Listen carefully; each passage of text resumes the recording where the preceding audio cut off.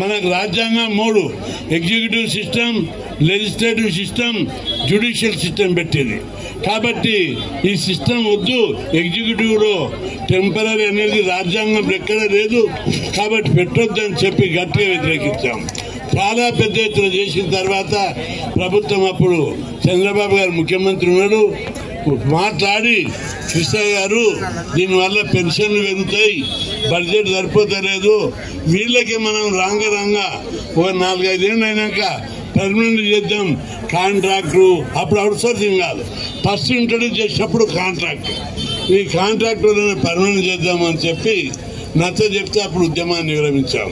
కానీ రాంగా దాని contract, out sourcing, part time, guest టీచర్లు, గెస్ట్ లెక్చరర్లు, అదేవిధంగా ఉద్యోగాలకి ఇంకా గెస్ట్ రాలేదు, ఇక్కడ కూడా తెస్తారేమని అని భయపడుతున్నా.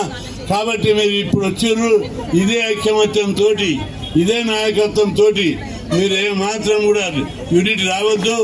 పార్టీలు, ప్రభుత్వాలు అందరూ మన దాంట్లో డివైడ్ చేయడానికి భయపెట్టి, ప్రలోభ పెట్టి విడదీయడానికి ప్రయత్నం చేస్తారు.